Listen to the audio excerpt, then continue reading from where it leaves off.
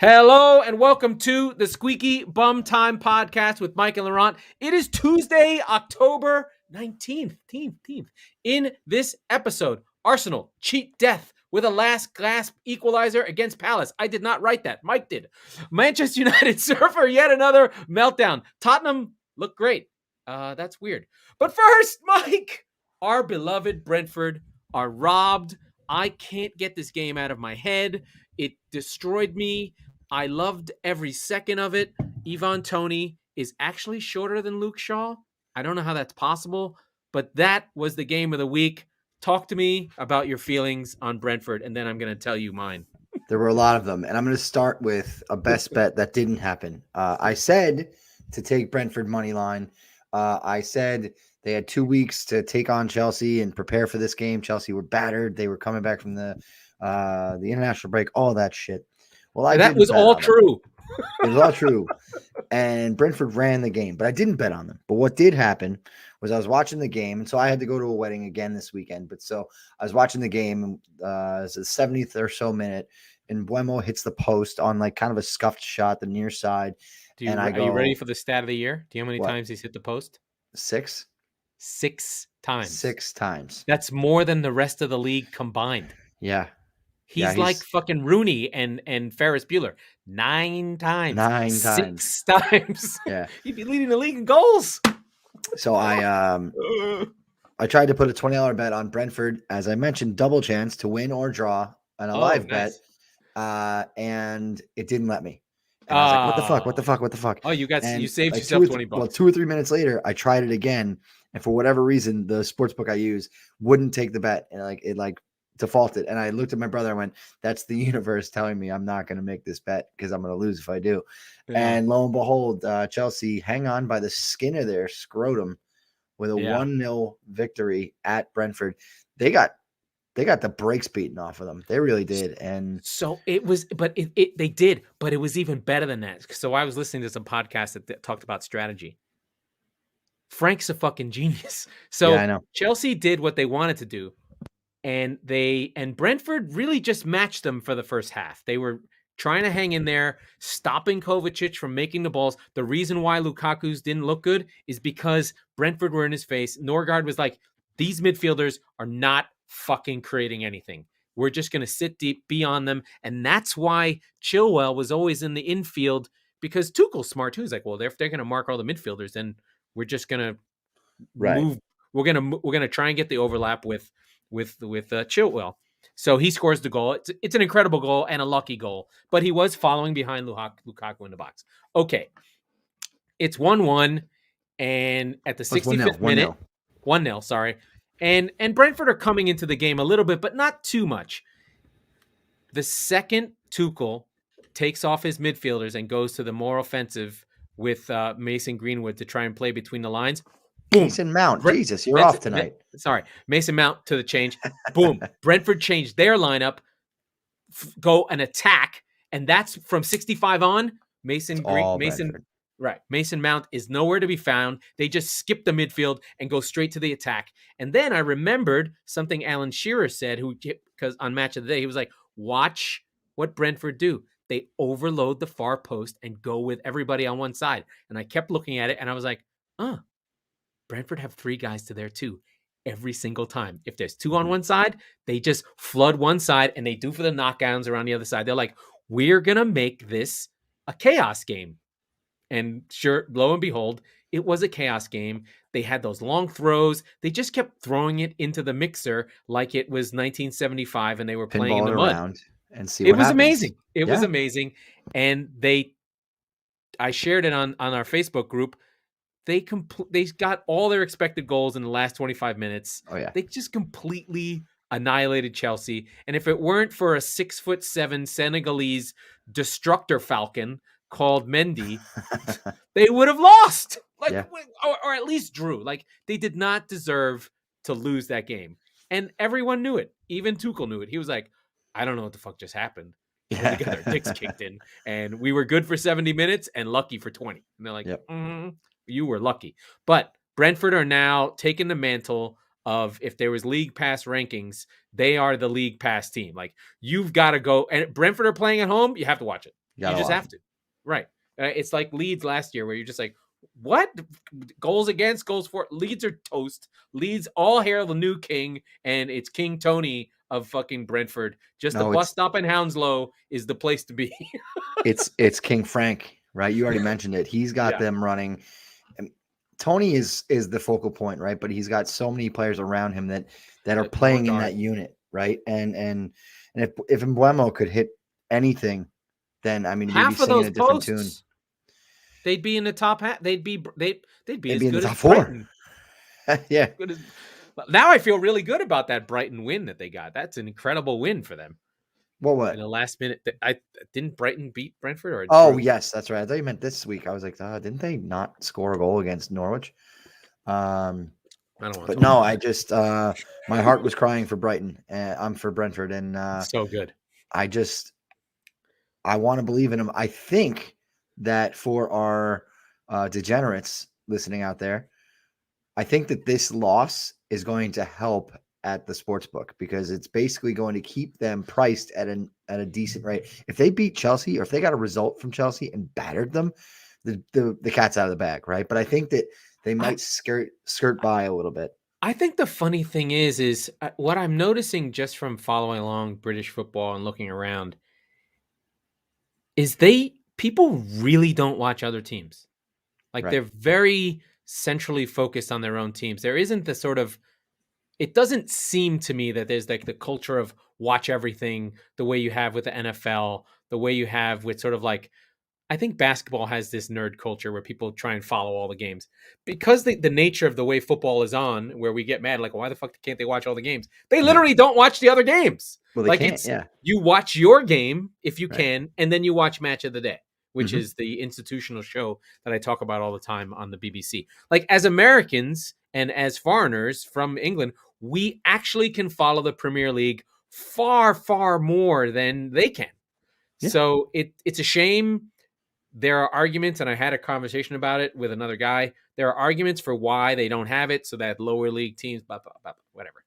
Your country's the size of the U.S. I don't know what you're doing. Hold on to your fucking traditions while Saudis and other people buy up your stuff and see how much more valuable it is than you do, you morons.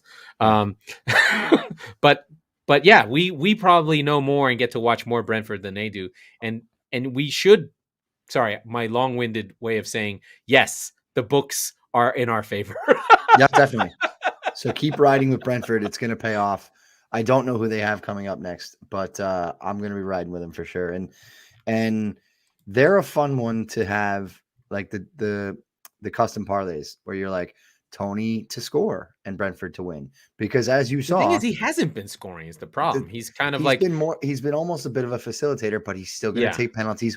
And another thing, how in the fuck did Chelsea get away with not getting called on a penalty? What was that, like the 80th minute? I can't remember. I don't remember which one it was. It was a swing down the left. Oh, the offside? Yes. The one where they called it offside and didn't even look? Unbelievable. Yeah, agreed. It was a deny of a goal scoring chance by Chalobah, who, to be fair, he was really, really good. Like, I think that in that game, there were a lot of really good performances. Like, I think Chelsea had Chalobah and Sarr playing two basically what we would call rookies in defense. And they were both really, really good to try and deal with this team. And I think the moment overcame them at the end there. They were like, what the fuck is going on? You're not supposed to just hoof balls into the box. I need to be on the ground and mark someone. What are you guys doing? Right. But, the old heads of Azpilicueta sort of helped them hang on and sort of were in spaces to stop things from happening. But it was an incredible game. Brentford have Leicester City up next at home. That should be good on a Sunday.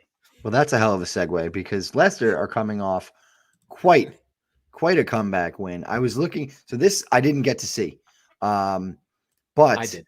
Wow, I'm gonna give you the floor on this one because I watched the extended highlights, but Jesus Christ, I mean, it's United. The same thing over and over again. United don't have a coach. They don't have a coach.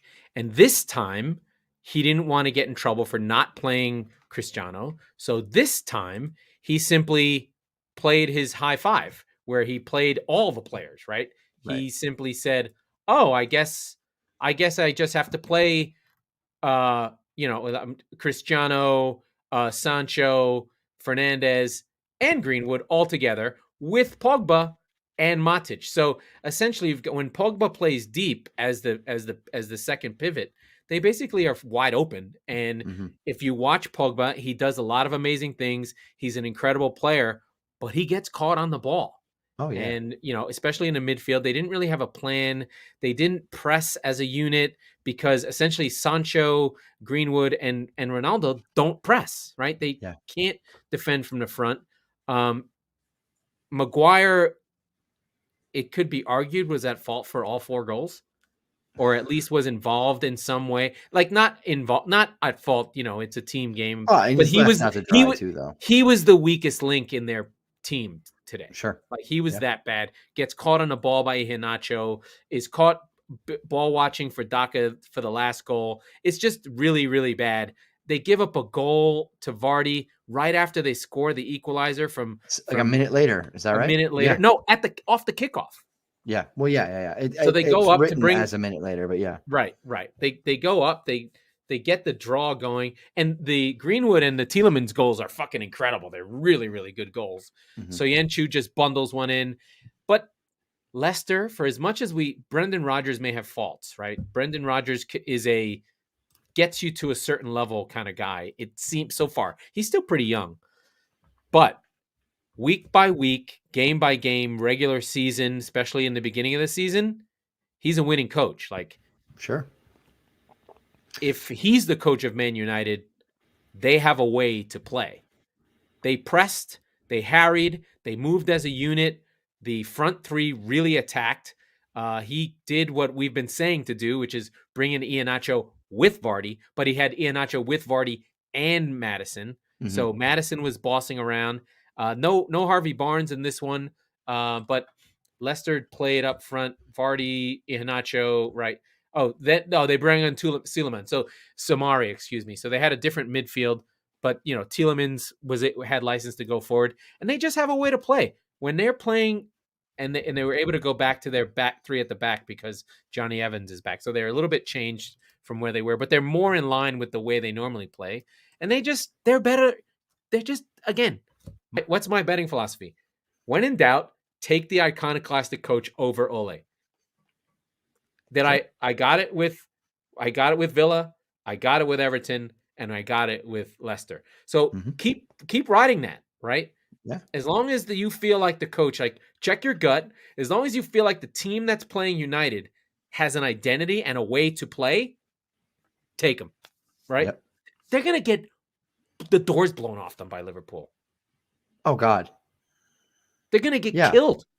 Yeah. Unless they, although it might be an Ole thing, right? It might be an Ole thing where he finds a way. I don't know. But the way that Liverpool are playing, I mean, they're not really the headline of the week, but Mo Salah is in cuckoo town. He's in all like rarefied all-time air form.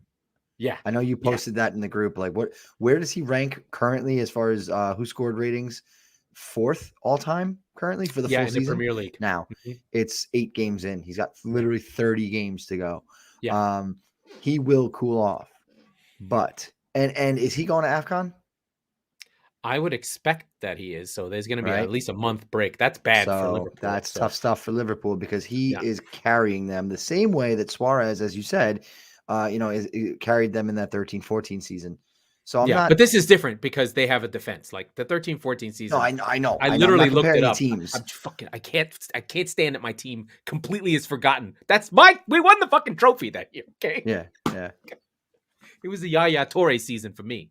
It was when he shot 40% on shots on goal, and it was like, oh, he has 20 goals. That's weird. He had like a Sun season last season, right? But from midfield. But he had a Gundogan season last season.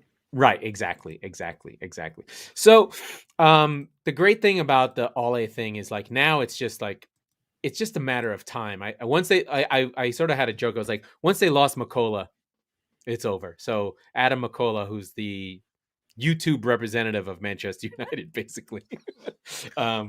Where does he rank on the who's the other Asshole idiot? scale. No, who's the other idiot? Rory Smith.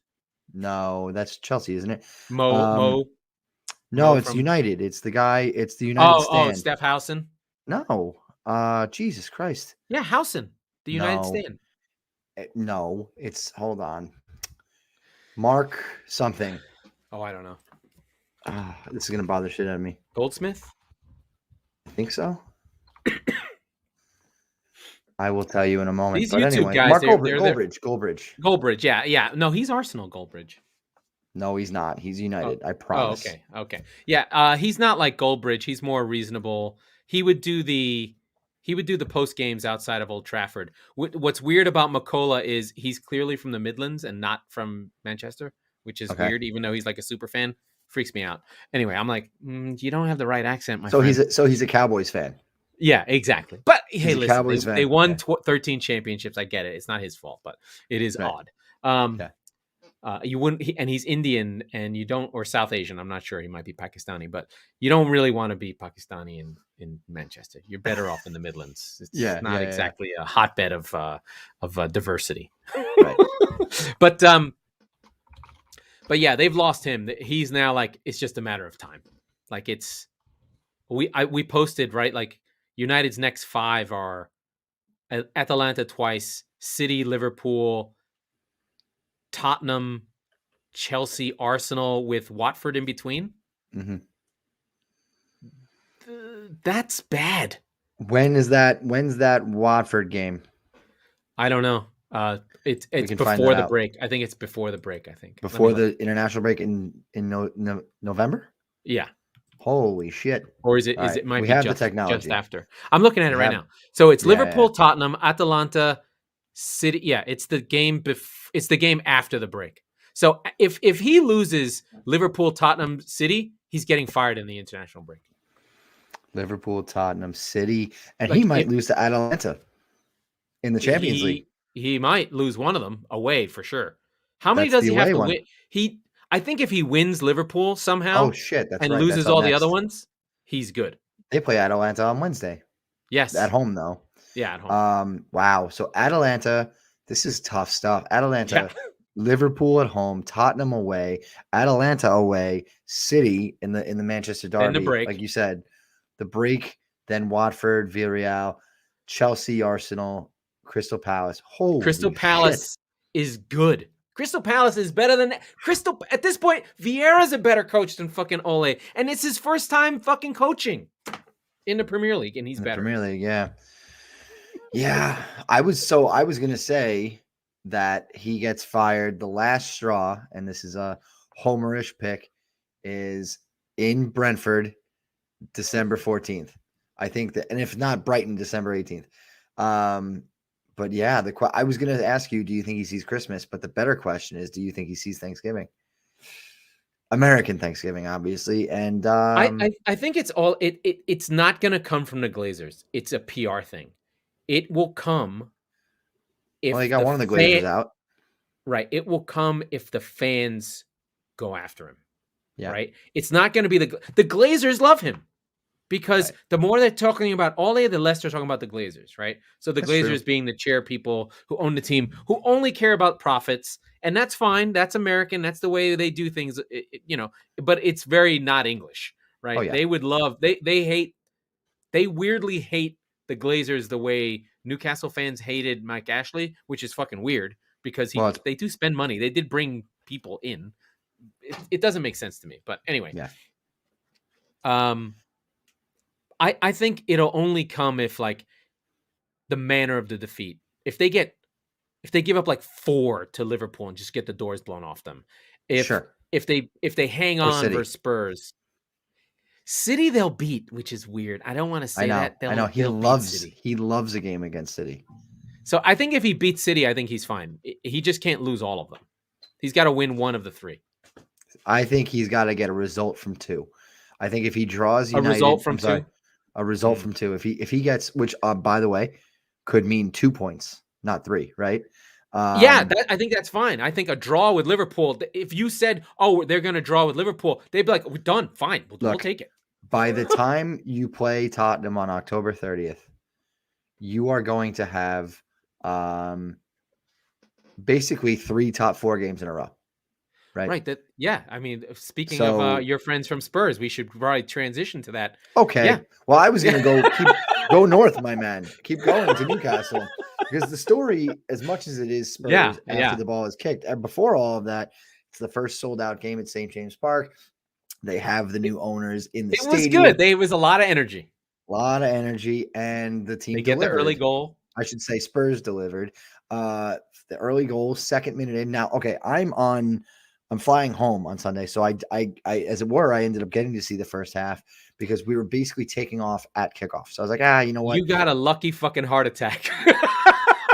I was like, I don't even want to watch this game, whatever. But we're sitting on the tarmac waiting to go out. So I was like, fuck it. So I was watching it on my phone. Fucking lucky heart attack. You fuckers. But before that, I just checked the score. I went to FotMob and I checked. I was like, how is things going here?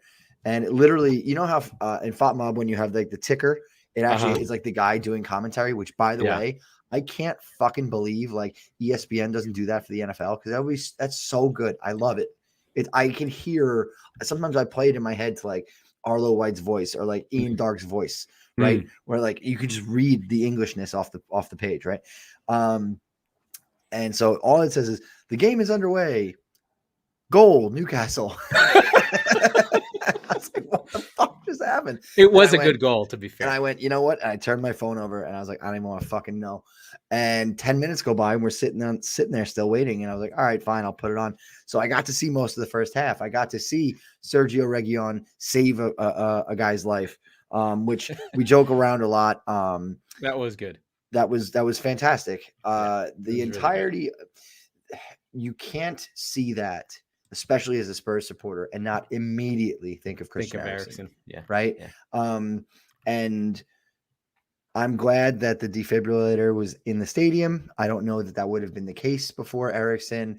No, that actually was a story. There's a guy in Newcastle who was into this, and it was a citywide community thing. He got defibrillators everywhere for the city of Newcastle. Yeah, so that was why that was there. Good. In another city, that might not have happened. Sure. And there's just there's a lot of good that came from that horrible day with Christian Eriksen. So I'm glad that whoever this guy is was okay. I actually saw a clip of a Tottenham supporter who was a doctor who ran, and he was the guy who helped him out. And he basically did CPR, and then he administered the defibrillator when it got there. So really a lot of good stuff that comes out of shit. But to be fair, right? Spurs were already up 2-1 by then. They like, no, absolutely. It seemed that this is the Ndombele game, or I'm not sure. So it was weird. Like Harry Kane got a goal and a really nice run that he didn't know he got. It looked really offside, but VAR worked. And the good finish actually ended up being a good finish. And Ndombele scored a really nice goal. He was probably Spurs' best player for the first time. How many times? No, not the first time. How many times on this show have I said he's the most talented player on the club? He is the best footballer the club has. It's not even fucking close. And there was a reference to him and Saint Maximin in the same sentence. Like, these two guys are iconoclast maverick types that are just kind of, you got to let them do their thing. And I think that was probably the issue that Jose had with him. He doesn't like people to do their thing. So he needs to be protected, Pogba. though. He's a lot of the same as Pogba, you know? So, but the right thing to do is to have Højbjerg and Skip. He can't play in a 2 is really the problem. Right? Yeah. Or even in a 3, right? He needs to be free and kind of get the ball. He needs to do the Moussa Dembele stuff. Just give me the ball. Let me go do stuff. He's very, very, very similar to that. I would argue he's got more class than Dembele had. He's also because Dembele didn't like to shoot. Well, he would rather wait and let you go around them again. I'm not even talking about the final third. I'm talking about everywhere when he's taking on the opposition, and he's trying. He doesn't avoid tackles. Moussa Dembele would just kind of slalom around players for fun. Ndombele goes like in and around them, right? Yeah. Like, and it's interesting. He'll do like a cute little 1-2, and he'll just spin off of a guy, right? So there's a lot of tricks in his bag, and let's be clear, they don't always come off But when they do, you're like, goodness gracious. Yeah, but the thing is, with Skip and Højbjerg, it's fine, right? It doesn't, because they're not going anywhere. Or Lo Celso, which, by the way, he plays centrally for fucking Argentina. I've seen it a lot in the last 6 weeks. I've seen it more for Argentina than I have for Spurs. He gets hurt all the time. Because he's flying back and forth to fucking Argentina every 3 weeks. Guy's got jet lag. It's going to be going again. Like, I went to New York for 3. That's 3 hour difference. And I was like, oh God, I can't do anything. Yeah. It's like 14 hours playing and coming back. It's insanity. He's got like perpetual permanent jet lag. But we also don't use him correctly, right? So if you were to put him centrally with Lo Celso, with Højbjerg behind there, and you go, hey, listen, Ndombele after 60 minutes, he still is disinterested. He's still shit. Right, he's got the most talent in the fucking world, but he can't string together 90 minutes, and that's the thing that, myself included, he's divided Spurs supporters probably definitely more than Kane in the last 3 years. But even, I think the bigger thing though, right, like this was Spurs' best performance, and I think that Nuno's found something with this group. He's very close, I think, because let's be clear, I still think Eric Dyer is a problem. Like he's the weak now. You know how I talked about the weak link with Harry Maguire? Dyer is now the weak link. Regulon will run up and down all day. Royale, I think, is pretty good. I like Royale a lot. But now it's Dyer. You've started to bet in Christian Romero. Thank Christ. He did get done on the Callum Wilson goal, but that's okay. Fine. It was a good. But Davinson Sanchez is the other guy, right? And if he's going to be playing with Romero, but guess what? He's going to Colombia every fucking 2 weeks, right? It's insane to me that Spurs have never, and this goes back deep into the Pochettino years, never made a stink. You know, Lamela was one of the first ones. He was hurt basically for a year and a half consistently, right? Yeah. But somehow he'd be like, I can play for Argentina. Like, fucking why?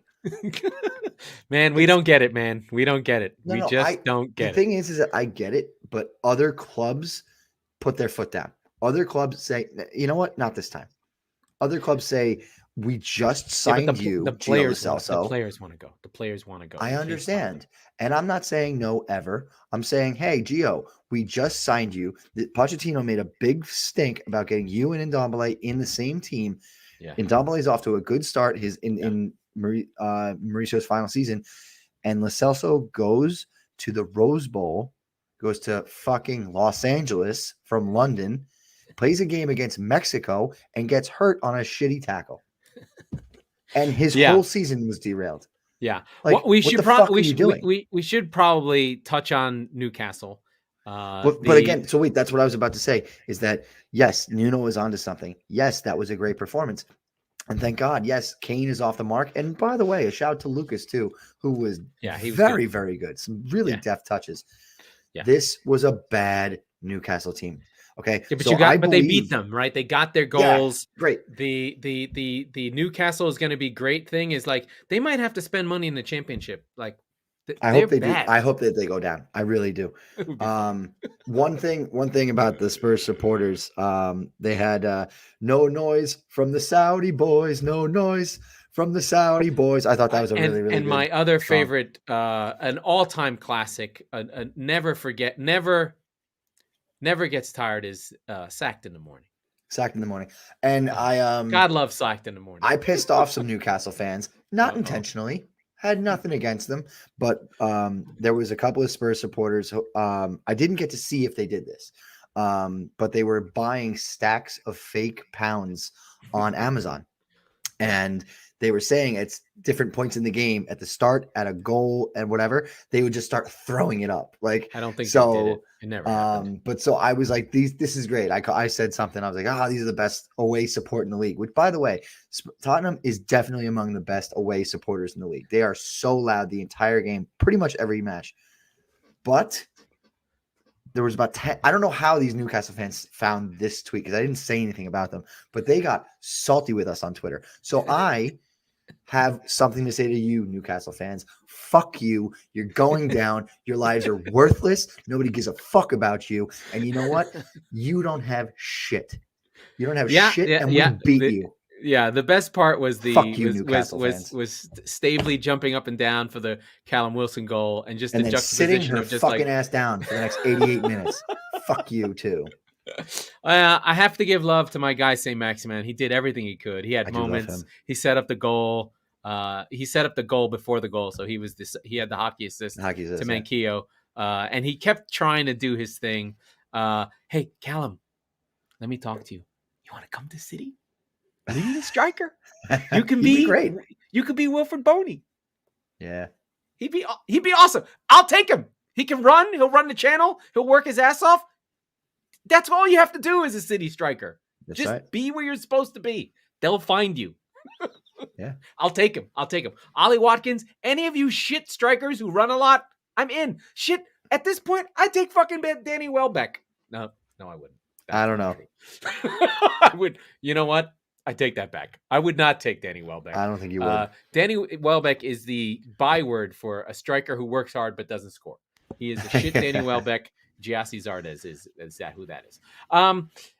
There is one other absurd game that had passion and had implications, and it was a derby that was crazy, and it was Aston Villa versus Wolves. Your boys, Wolves. Yeah. Coach Bruno Lage, his boys come back 3 goals in 15 minutes. Wacky stuff. So Villa's bossing this game. They get the goal that they needed from Danny Ings early. They get another goal from the legend, the Scottish destroyer, the man with the crooked face because it's been smashed so many times. John McGinn is the Gareth Bale of Scotland. He gets them moving with a killer goal, but it was really unorthodox. Just like swings his leg at it, gets it done. Buendia comes off at 74. Fabio and Podence come on, and then it's on. Roman Saiz at 80. Connor Cody on a bundled piece of shit goal, and then Ruben Neves on a deflected off the ass of Matt Target in the 95th minute. And Wolves steal one from our precious Aston Villa. I think the key thing here is what we've talked about is, hey, expected goals matters. Wolverhampton Wanderers, Wolves were 0-4.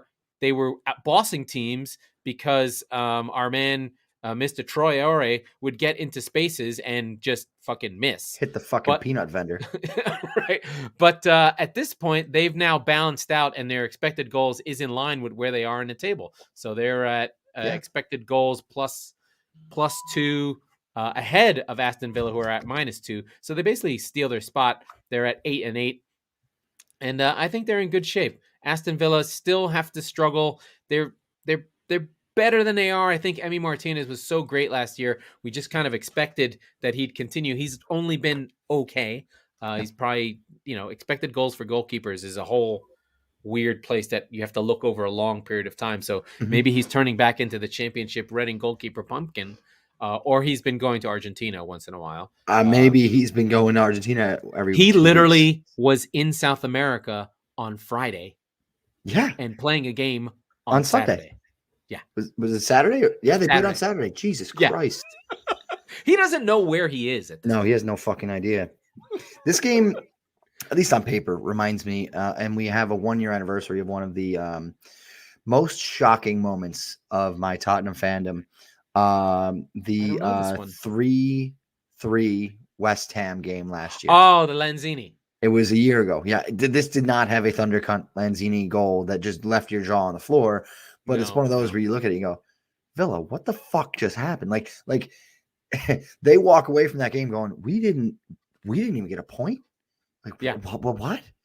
Yeah. Right. And so, pour one out for the villains. They really, I mean, they got that win against United where they were great, and they haven't been able to kick on from it. One of the things I think about a lot right now, and then we'll sort of almost start to segue. There's a lot of fucking good teams in the Premier League with good managers who play good football, and there's really only like 1 or 2 dinosaurs left. There's Burnley with Dyche, and there's Steve Bruce at Newcastle. The rest of the teams, I mean, Watford now has Ranieri. They're probably going to get pulled into the relegation fight. They're not good enough. But Leeds, we expect to pull out of it. Southampton has Hasenhüttl. We love fucking Crystal Palace, who we'll talk about in a minute. We love Villa. Arsenal's Arsenal. Then you have Leicester City, Wolves, Brentford, Everton. I mean, the middle of the pack, the center, the middle class of the Premier League right now is really, really good. And I think like if you're thinking about relegation battles, there's not 3 shit teams that you can go, oh, they're shit. Like they're playing from the 4th century. Now, Daniel Farker's clearly not a Premier League manager, or the squad isn't, or but maybe they're going to put a run on. But good for keeping them. Yeah. I like that. You do? I think they should fire him. Listen, it's a sustainable, model for them. They are like, listen, we get it. We're not long for this, but we're a very, very good championship team. And that's going to, it's dollars and cents, right? Like it's literally, especially coming out of the pandemic, it's literally for them a matter of keeping their heads above water most years. I think that fans are frustrated because their director of football, Weber, really interesting guy, lots of good YouTube videos worth a watch, literally said, we want to be in the top 25 clubs in the country. I'm like, that's not that ambitious. You know what? They're 24. Yeah. Like they're killing it. You know? I'm like, you want, you think about Brighton, you're like, we want a top 10. The thing is, like, there's 7 teams that want to be top 10. Yeah. And then there's the 6 that really need to be top 10. And then there's the 4 there's the 5 that have to be top 4 or it's a catastrophe. So there's there's not enough spots here. But then there's, like, look at that from the other direction, right? If there's 6 or 7 that have to be top 10, there's 3 to 6 who are like, I'm just happy to be here. I'm having a good time. This isn't going to last. I'm just going to, he's like the kid at his first high school party where he's just looking around at like the drunk cheerleaders and like, they're like, oh my God, is this what it's like here all the time? I got it. You know what? So I have a weird, funny thought. That's like Sean Dyche is like, fucking Brentford. They got my spot. Yeah. He's like, anytime one of these teams comes up, he's like, he looks at the schedule. He's like, Steve Bruce, I got this. That's no problem. He's like, no, Norwich, we'll just muscle them. And he sees Brentford. He goes, shit. What am I gonna do with that team? I can't 4-4-2 muscle them. And then he sees Leeds. He's like, I could fuck with Leeds. Like I beat them last. I'm good with Leeds. Leeds is in trouble. Leeds has problems now. To be fair, Leeds finally lost and Southampton finally get their win. They completely batter Leeds, but Leeds are in trouble. They don't have enough depth. They're missing Bamford. They're missing Rafinha. They don't have enough to hang, right? So that's the issue with Leeds is they run all the time. They're not even running anymore. I think there's a little Bielsa burnout. There's not enough players. The replacement players are not kicking on. I'll tell you why I don't. They're in trouble. I think that they are in trouble, honestly. They're not in trouble, but I think not in trouble. I think Leeds is safe because you mentioned 2 players that are better aside from Alan Saint-Maximin, that are better than literally the combined powers of every player on Burnley, Newcastle, and Norwich, right? So the season is 19 months long, and they will be back. Yeah, they haven't had Phillips either, to be fair. That's another Calvin Phillips still. That's 3. And the thing you have to understand about the bottom of the table is that drop points are not that big of a deal. When these players come back, they'll win 3 out of 5 and they'll be fine. Yeah, I mean, it's all about getting to 40, right? Yeah, of course. I mean, they don't even have to get that far, but at least you've got to look at your schedule and be like, where are my 40 coming from, or 36 points? Right. And if they win their next game, they will be at the quarter pole. They'll be in business. Yeah, exactly. They'll be right on time. Yeah. So no, I mein in the relegation fight, 2 wins is like gold. That's what I'm saying. So yeah, you're just like they're all treading water. Currently in trouble. Yes, absolutely. Yeah. But when Phillips and Bamford and Rafinha start playing regularly again, they'll be fine. They'll shoot a giant every once in a while. They'll kill a Leicester. They'll take a point off of City or something ridiculous, right? They'll beat the middling teams, which is where they are. Yeah. And they'll be fine. They'll hit 40 by Valentine's Day. Wow, 40 is a lot, actually. If they get to 38, they'll be gold. Yeah, I mean, it's a really interesting. I'm not worried about them getting there. Right, it's a really interesting group. Really cool teams. The league is just I don't know how you feel, Mike, but I just feel right now like there's just every week there is an incredible game that goes on, and I think part of it is the top end. Like Liverpool's really fantastic. I haven't even talked about City because they played a ho hum Burnley game. They weren't good. It wasn't exciting. It was kind of boring. They got it done. Whatever. There's a Raheem Sterling might want to leave. I'm like, yeah, everybody wants to leave United City. Well, we've got a good you show. don't We've got you a good don't show play. on Thursday. If Yeah. you're listening, come back for Thursday because we've got Spurs, Tottenham, United, Liverpool, Brentford, Leicester, and Brighton, Man City. Right, bang, bang, bang, bang, all in good slots too. None of these really early shit. Yeah, and Champions League coverage that's And gonna happen. Champions I don't even know the schedule, but there are we games haven't gotten tomorrow there yet. and We're Wednesday. out of practice. And we then will- the other great game was again Crystal Palace Arsenal. Dude, Palace were fucking awesome. Yeah. And they deserved something out of this game. I didn't see the Lacazette winner, but I did see my guy draw. Equalizer. Yeah, sorry, I didn't see the draw, but I did see Benteke's goal, and I did see fucking Edouard's goal because I saw Alessi come on. He comes on 2 minutes later, provides the assist for Edouard. They didn't know that Zaha was going to be out. He came up sick before the game. So here's Crystal Palace winning this game without Zaha until the last minute. And listen, another team that's really good, really fun to watch, really young. Gallagher was fantastic. He fucking Ramsdale saved a killer goal from him. So Ramsdale's ingratiating himself with the Arsenal fans, and another good cracking match with a fucking killer ending. It's kind of I think one of the things that's happened across sports, I think we're seeing even in baseball, even in NFL, now in the Premier League, I think this fan being at games for the whole season, especially come playoff time or money time for games, it's just driving players to different levels. Like Absolutely. We saw the way they play. The way they play is an appreciation. They're feeling the fans. There's some elevation of the game for this season only. It's really on opening day. Everything's cracking, right? Even the NFL, right. They're having big ratings because people are like, these games are bananas. Yeah. Well, Spurs City, first game of the season, right? Incredible. That was a game that City wins when there's nobody there. But Tanganga just keeps kicking Grealish and Sterling, right? Like every time he does that, the crowd roars like a goal went in.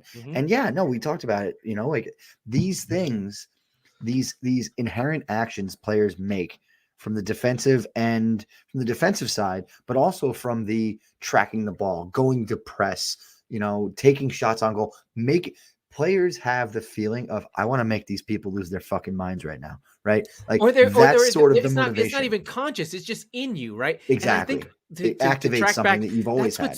That's what's so disappointing about the Newcastle game, and I bet on it. Fuck 'em. That they didn't even, they had nothing. Like they had 10 minutes of fight in them. Yeah, well, that's fucking pathetic, dude. Like 9 minutes more than they deserved. Fuck them. I do want to cover my bets that are really just really going badly, really bad. But you just had unlucky results, right? Yeah, no, my process was good. Process was good. So Everton draw. Agbana scores on a header in the 75th minute against Everton. That game had fucking draw written all over it. So that went down. I had Newcastle money line. That was aggressive. We both sat here. We both sat here and said, take that money. Absolutely. Well, because Spurs just didn't. I really thought Son wasn't going to play. I don't know where that rumor. That was so weird. So when we did the show last week, okay. This is from the Make It Up As You Go Along file. Hyunmin Son and Brian Heel were ruled out. Oh, that's right. You said Sunday. That's right. I remember this. Okay, and I told you, I was like, Sonny's out. Fucking all the money on Newcastle. Right. They tested negative twice, which apparently means they had a false positive. I don't know how that can be considered possible. You would have been tested more than once if you're that important as Son, right? Like they wouldn't have just been like, whoop, 20% margin of error. Fuck it. You're out for the next game, pal. Like, no, they would have done their due diligence. So the fact that they reverted it, the club put out a statement. They didn't say the names. It was Sonny and Heel. And the club put out a statement on Sunday morning. And they're like, nope, they're good to go. See you at the park. That's my updated record. Yeah. I'm still not great, Bob. But I'm all about how much money I've won. So I do go for long shots. I do try and take the points. I do try and take the plus money lines in the hope that every week one of these wins will cover the rest of the week. And if I win something extra, then I sort of I'm up. So I am down probably 25, a little bit at this point. But I had the fucking Everton draw in the bank. Newcastle money line was solid thoughts. The bet against United bet against United when there's a good coach going against United, that came through. And then the 14 parlay just never even took off. Because the Brentford one, the Brentford thing fucked me. But it all was logical. Like it all felt not the parlay. The parlay wasn't logical. Come on. It felt good to me. But yeah. No, I think, like you said, your process was good, and this is what happens, and this is why Vegas always wins, right? They built a city on my process was good, so but you just hope for the next one, right? Yeah, and mine, the only one I think I really had on the show was on Thursday was Brentford win or draw against Chelsea, which I realized it must have been plus 400. No, it was about even money because it was both, right? You had a chance at either one, you win, so. It was, I saw it before kickoff. It was like 110. Yeah. And I was like, nah. Like I thought it was going to be awesome. Like you said, I didn't think it'd be 400, but also after the lineups, I didn't even know after the lineups, it went from 600 roughly to like 450. So you had 450 and then Brentford to draw was only like 200. So I was like, okay. because of the injury stuff. Because of the lineups, like right? Chalaba, Which we knew. We knew a lot of those players. But yeah. And again, so annoying. The thing about Mendy was that he's so giant. Big that he makes routine saves out of very, very good ones. Like the half, again, it was off of one of those fucking crazy town throw-ins, and it bounces around pinballs to Tony on the half volley, and he hits it into the ground.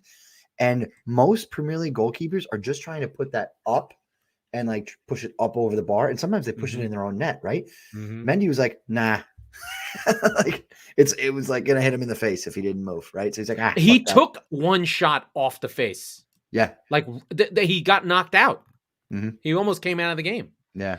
And the thing that's great about him is he comes from lower league, didn't get his first freaking top flight game until he was 25 years old, was like cleaning fucking floors. Like this guy is hungry. He gets it. He won with Reims. He at 25 years old, he wins the league in France for promotion. Then he's kind of just moving up with Stade Rennes, who's a known team, but he wins, almost wins a Golden Glove. But the fact that he took Kepa's job, who they spent $80 million on, who was objectively terrible, but now they have like a winner who has a moment, and now the players trust him. He's got the defense. He's talking into his young defenders. He's like, I'm good, man. I got you guys, right? Yeah. He was incredible. I could talk about that game all day.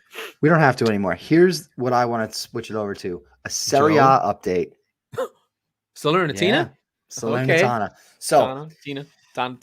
We are planning the honeymoon. We've been talking about it. We're going to go to the Amalfi Coast, which is only an hour away from Salerno. So we're going to a game at Salernitana. I have no fucking idea how to get tickets, but I'm on it. And I have until like basically late April, early May to figure it out. So I trust it.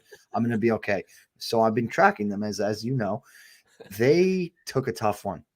They are they're bottom of the league. They're bottom of the league. But listen, they have the worst goal difference.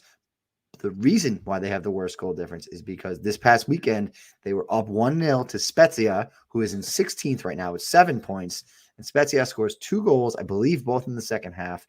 And they jump from joint last with Salernitana to 16th out of the relegation zone. Leaves Salernitana back in last. and it's starting to get a little cagey for Salernitana. The thing I realize is that the game I want to go to is with Cagliari, who is 19th right now. They're home against Cagliari with like 2 or 3 weeks to go in the season. That could be a funeral game in Salerno. That could be the game where, this was the first season we were in Serie A since 1997. And it might be another 25 years. Like it could be one of those. So I'm hoping against hope that they get a couple of wins on the bounce and that Frank Ribery gets his ass in gear. He hasn't seemed to do much so far, but he is 104 years old, so we can't really hold it to him too much. And he literally has someone else's face taped to his face. Oh, wait, that's it's like right. Face Off. Yeah, it's really bad. I never could get behind. I'm like, you're French. I'm supposed to support you. Your head is burned. I'm not cool enough to fucking handle that. He's a world-class brand footballer playing for that club. He's the biggest player who's ever played for them, without question. I don't know that, but come on, it's not even close. And when I go, I'm not sure if I want his jersey. That's how weird looking this dude is. Okay. We're being really just mean, and in a world of a terrible canceling. Accident when he was young. It's terrible. It's a horrible accident. We're pieces of shit for even joking about that. But I would love it if Frank would get it together a little bit and get these guys out of the relegation zone. They don't have a very bad expected goal difference, but this is what happens to bad teams. Bad teams underperform their expected goal difference against. So Fiorentina, for instance, is only 0.2 goal differences away, and they're 15 points up the table. They just need a couple wins, baby. They do have. They seem to be hard to come by. They're not scoring is their problem. That's what I mean. Put Ribery in the 10 and let him try and, pull some strings. I've only seen 2 of their games so far. I haven't watched a lot of them. I do get score updates for every game though, so I keep an eye on them. Yeah. I just haven't been able to enjoy them. Much. I need to do this. I need to give everyone the Saint Etienne updates because Saint Etienne is my they're in last place. They're in the relegation zone. Okay. Saint Etienne is my spiritual family home team in the Rhone Valley, where all football teams are. If you look in Europe, you make a giant 100-yard circle around the Rhone Valley, every team in Germany and every team in France is in the same area. It's where the coal is. Yep. But Saint Etienne, known for their 70s team with and kicking ass, they are now in the relegation zone. Usually had a decent history. They usually were a team that hung in there, as recent as 2019 were in the Champions League, but they are falling on very hard times, and their player creation machine has failed them. They had Bavatimi Gomez, Dimitri Payet, Pierre-Emerick Aubameyang came from Saint Etienne, but it seems that the machine has failed them, and they are sliding ever quickly out of League One. The money gun is out of bullets, huh? Yeah. But they do wear green, and their logo is ass, so that's cool. That's pretty good. I'll say this about both clubs, right? And I said it about Leeds. Now, they don't have a Calvin Phillips or a Patrick Bamford or a Rafinha walking through that door, but this is the difference, right? 1 win. Spezia was in last place. They had a worse goal difference than Salernitana. They went from last place. They jumped 5 spots in 1 game, right? And that's the importance of like you said, wins. But at the bottom of the table, if you look at the top of the table, it's already starting to separate. Maybe not necessarily by points, and I mean in the Premier League, but in goal difference. There's 3 teams. It's like plus 10 or over goal difference, and then nobody else has much anywhere close. And so you're starting to see the separation. And over the course of the season, those gaps will get wider in every position. But the difference is from 15 probably all the way to 19. They're all the same. You could be looking at match week 34, 35 and saying, hey, everybody here has a chance to still win it or lose it. So there is still plenty of time, plenty of hope for Salernitana, but there are 2 games that come to mind. And Saint Etienne. And Saint Etienne. Allez, le vert! Let's go green. There's 2 games that come to mind for me that it's like, fuck. If you could have gotten a point out of both of them, then you're sitting in 18th and you're tied for 17th. So I'm rooting for my guys, my adopted namesake boys. But we'll Yeah, see. yeah, We'll see what yeah. happens. So Oh, come what's even back. better, by the way, Arsenal played Monday. They're playing on Friday. They I got a said quick that on the last turnaround. episode. That's Yeah, it's amazing. weird. It's very weird. They're in trouble. Um, but I have the Cortines girlfriend boyfriend derby, Brighton versus City. I'm worried. oh That's a boy. scary game for me. Yeah. So we are, like I said, Thursday's going to be a good show. So come back. We will continue to pepper in some Serie A and Ligue 1 updates as we go. But until then, Laurent, let's get the fuck out of here. That was the Squeaky Bum Time Podcast with Mike Salerno and Laurent Cortines. We are the football wing of the Chop Sports Networks. We record on Tuesdays and Fridays, so be sure to subscribe where you get your podcast so you never miss an episode. And can I please stress, we ranked 135 in U.S. soccer. Ow. Please give us a rating, a review. I may have to cut something that gives an intro to the episode that tells people to review the show because it makes a difference, a lot of difference. Tell your wives, tell your kids, tell your moms. Let's do it. Bye, suckers.